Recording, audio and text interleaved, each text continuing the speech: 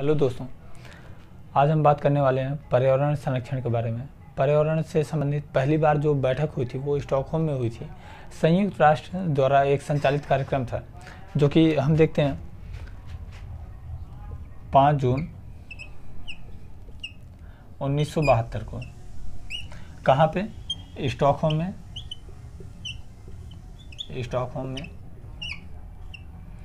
किसके द्वारा, संयुक्त राष्ट्र द्वारा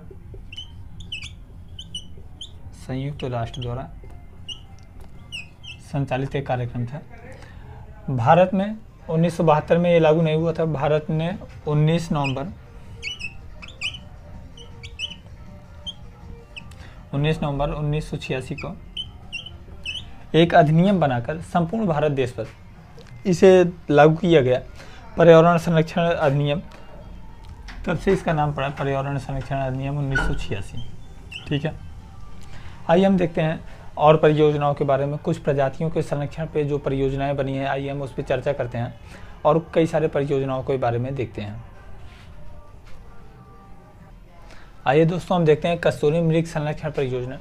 ये IUCN द्वारा संचालित एक कार्यक्रम था जो केदारनाथ में, उत्तराखंड के केदारनाथ जिले में इसकी स्थापना की गई थी।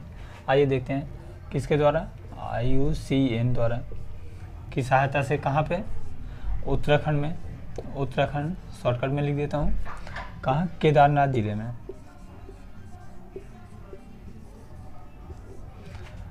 कब, 1970 में।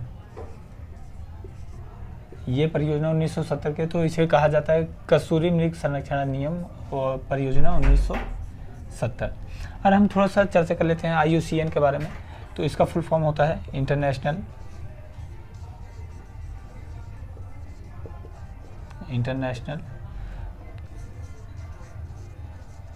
Conservation for international union for conservation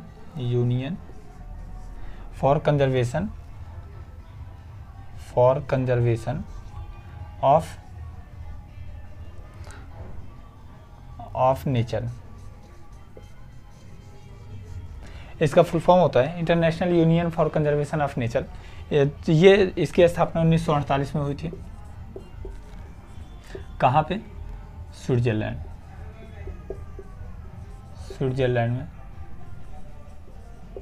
ठीक है, अच्छा, कभी कभी ये पूछता है कि स्विट्जरलैंड में कहाँ, तो स्विट्जरलैंड के ग्लैंड शहर में। ठीक है, ग्लैंड शहर में, ध्यान रखिएगा, स्विट्जरलैंड के ग्लैंड शहर में 1948 में। ये क्या करता है कि विलुप्त होती प्रजातियां हैं उनके बारे में एक रेड डाटा बुक जारी करता है। उसका मतलब है कि ये प्रजातियां विलुप्त हो रही हैं।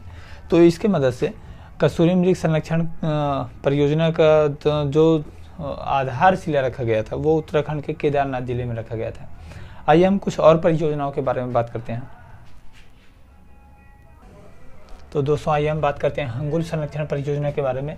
ये एक प्रकार का यूरोपियन रेंडियर प्रजाति का हिरण होता है जिसके संरक्षण के लिए 1970 में एक परियोजना बनाई जाती है। यूरोपियन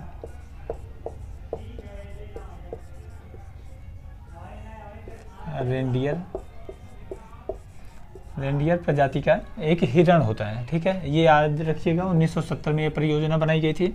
हम देख लेते हैं गिद्ध संरक्षण परियोजना की जो 2006 में बनाई गई। ये देखा गया कि गिद्ध समाज से गायब हुई, विलुप्त होते चले जा रहे हैं। तो इसका जब पता लगाया गया तो देखा गया कि डिक्लोफेनिक जो दवा होती है वो दुधारू जानवरों को जो दी जाती है उसके कारण विलुप्त होने का ये कारण आया है गिद्ध के। तो उस दवा पे रोक लगी है। ठीक है, किस दवा के कारण, डाइक्लोफेनिक।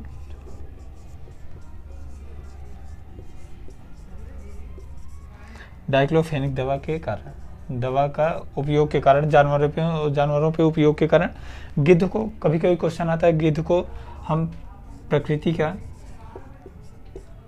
सफाई कर्मी भी कहते हैं।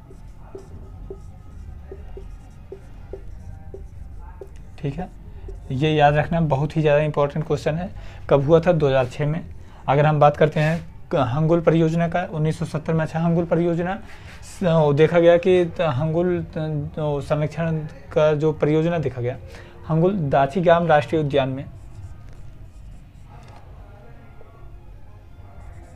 देखा गया दाचीगाम राष्ट्रीय उद्यान में इसके ये बचे थे अभी, दाचीगाम राष्ट्रीय उद्यान में, उद्यान, ठीक है।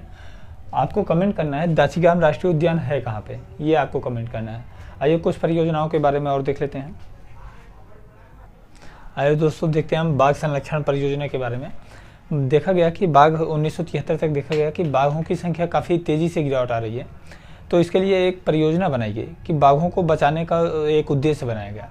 तो एक परियोजना बनती है बाघ संरक्षण अधिनियम 1973 में, ठीक है।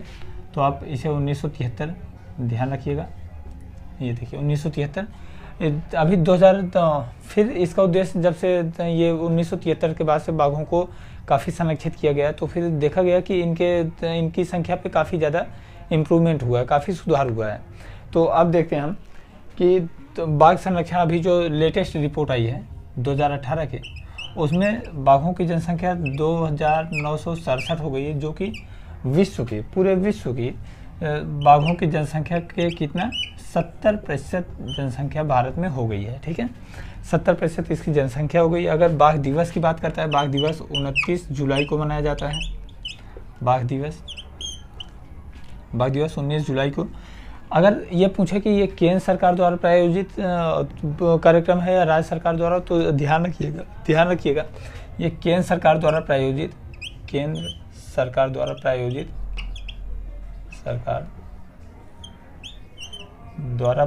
कार्यक्रम है, ठीक है। बाघ संरक्षण परियोजना केंद्र सरकार द्वारा प्रायोजित कार्यक्रम है। 29 अक्टूबर को बाघ दिवस मनाया जाता है। और हम बात करते हैं 2018 की जो लेटेस्ट रिपोर्ट है, उसमें 2967 इसकी संख्या है, जो कि विश्व के 70% जनसंख्या भारत में ही निवास करती है बाघों की। अब एक बचा है हाथी संरक्षण परियोजना की। हाथी संरक्षण परियोजना के बारे में बहुत खास नहीं आता है। ये पूछता है कि ये कब लागू हुआ, तो 1992 में लागू हुआ है। और हम बात करते हैं कि सबसे पहले कहाँ पे लागू हुआ, यही क्वेश्चन आता है कि सबसे पहले इस परियोजना को बनाया कहाँ गया था। तो झारखंड